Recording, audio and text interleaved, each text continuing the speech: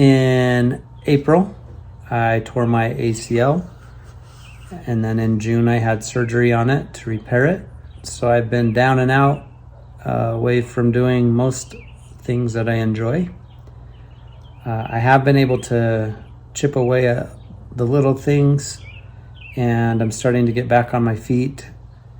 Now it's July 4th, so here's an update to what's been going on since I tore my ACL. Got the driver's seat in. That's what I ended up doing.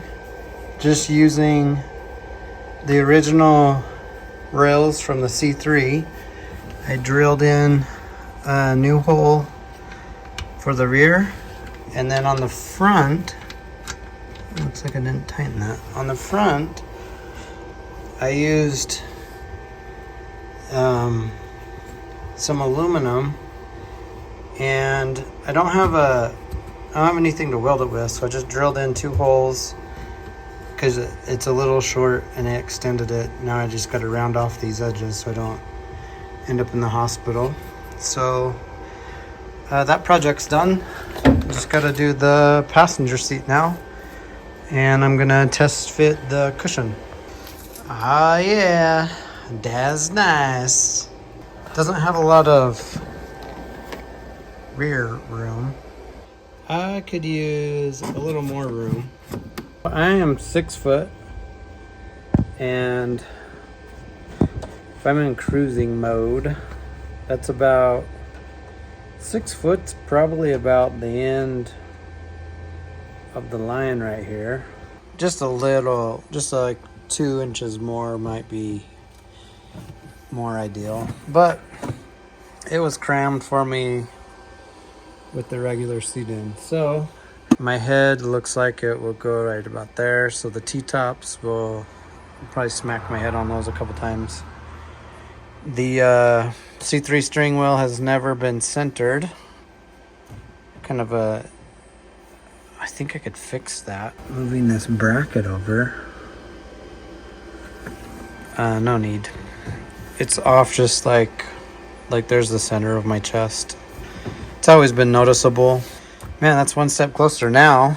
I can fiddle with the dash and see what kind of bracketry that I need to make for the dash and where I want the dash to be. I was 2 years old when I learned that the column is actually adjustable. It's slotted right here. There's 4 bolts, 1, 2, and then 3 and 4. And it's slotted so you can move it left to right. So I can actually move this over now, and it will be centered for the driver, where it was like the 2 C3s I've owned have all been to the right a little, not centered. So I'm going to center this, and maybe the dashboard is the problem, but it won't be on this car. Got it in, set it straight, and it's actually dead on now. Man, that makes a world of difference. I'm pretty excited about this. So, to some degree, this has been a pretty crazy experience for me. I don't know anything about wiring, but maybe an hour ago, I just learned the final step. So I've been having a hard time with this. It's been maybe a month since I have got the seats installed. And then I decided to tackle the wiring. And I've had this, I put the fuse box in, I've mounted it, I've put it in maybe 4 times, and then something doesn't make sense, so I'll take it back out. And then I do it again, and I've done that maybe 4 times. I'll take it out, I'll extract each line to where they need to go, and just right now, I finally understand. And it has been just the longest time. So my main issue I've been having has been with the ignition switch, because the directions, which I'm going to be grading these directions. For having zero clue about how to wire a car, it's been okay, except for there's been a few steps where both Painless and Speedway don't really describe it totally. In fact, I pulled out I went to my shed and pulled out the old wiring harness and tried to trace some of the path of things, because it just doesn't give me great directions. Painless is wired up to have a neutral safety switch. This is wired to have a neutral safety switch, but my car's not an automatic, so there's no neutral safety switch. Instead, there's a clutch disengage switch, and I just learned about all this stuff through countless hours of studying. The engine is now wired up appropriately. I sorted through the fuses, and despite what it looks like, it's pretty close. Second update, the Crossfire died. I got this engine pretty cheap. This TWY stamp tells me it's out of a 1978 K20. And those, when I look up the specs on them, 155 horsepower, 250 foot-pounds of torque. So it's kind of a dog of a motor.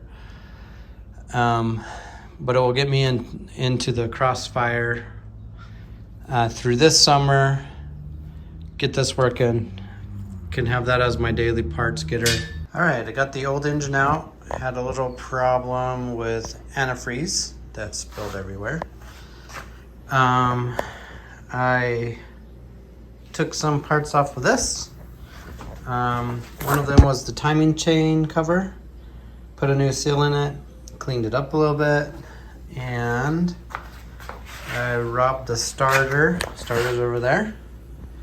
So now I'm just gonna throw these together. I just took the valve cover off of this clunky engine to put the distributor in. Look what I found. They upgraded the rollers and rockers. I don't know if that has rollers in it or not, or if it's flat tap it. Man, that's a cool surprise. So a bit ago, I hooked up this fan contraption, and I could never get the engine to run hot enough, or I don't know if it's malfunctioning, that it would never turn the relay on. So what I'm doing now, I'm checking to see if my fan works, because if it does, then I'm going to hook up a relay. So I hooked the ground on because the ground is live. And now I'm going to splice into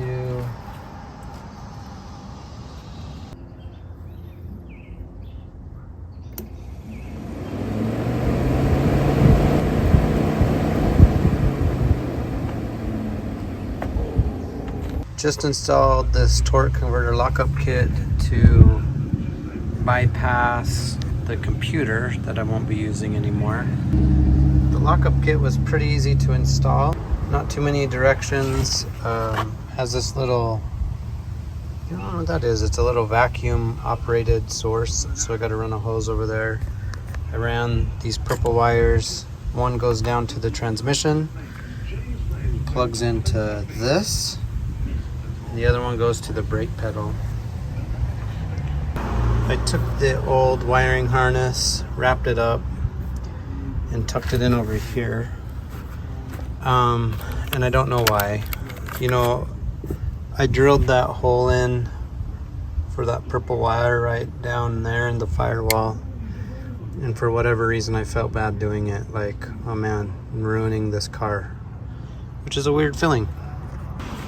mainly because the car seems like it's ruined, you know. My next step is to put in a separate fan relay. I'm going to be plugging that in to operate the fan at 185 degrees on a relay system. For right now, I'm going to bypass the one I installed because of this. So this was the old temperature sensor, and lo and behold, it wasn't working. Can't imagine why, and I don't know what happened to this to make this so horrible, but this wasn't working. I do want to have a temp sender. I don't know if I can do it dual, but I don't know if this is, I don't even know if this will work. So I think I'm going to try to just install the fan for right now. But I'd like to see the engine temps, and I don't know how, not really sure how to do that. Another thing I did was, I haven't cut the hoses yet, but I'm gonna install this. I'm gonna fabricate a little bracket to go right there. I ran the return hose and the feed hose run right back down to the original hoses down there, and I tucked them in nice, and now I just need to mod this up so it goes right. I'm gonna put it right on that wall, stick it out, put a pressure gauge right over here. So that's what I'm working on this week. Additionally, getting down to the home stretch with the C3. So this drive shaft was rubbing on the metal brace that comes over. So I cut this out so I could move it over 1.5 inches roughly. And so the tunnel is going to be a little bit wider. I tried to take this drive shaft out. I don't know if I recorded that or not, but I don't know how to take a C3 drive shaft out. So that's a problem without having to take like the engine out. So I don't know if I can drop the transmission without taking the engine out. I don't know if I can do anything without taking the body off. Like, I don't, so that's kind of a problem. Maybe I can take the differential out or something and slip it by. So what I'm doing this for at this time, I have only a few more wires to go before it's operational, even though it doesn't look like it. I've sorted them all through. I've lined them all up to where they need to go. I need to install a park brake, so I'm doing that now. I'll install it here, run the wire like it was stock. I didn't want to do it in the same spot, but I think I'm going to just put the park brake right here. And then after I can get the park brake, I'm going to start building the dash, and then I'm going to put the cluster in and get it mounted, put the steering wheel up, and then plug the last few wires in and try to turn it on. So that's a quick update. I've been lagging behind quite a bit, actually. I've been hobbling around a little bit and trying to keep my knees safe. But back at it. Midsummer, it's July 3rd today, and I got dos vehículos to get going. The last of the parts for trouble are going to be here in 4 days, and I have I have everything mocked up, ready to go on it, so I should try to be firing it this weekend, hopefully. Unless we're going camping or something, which I'd rather do. And then after it starts up, I can just pour 100% attention onto this car and get her done.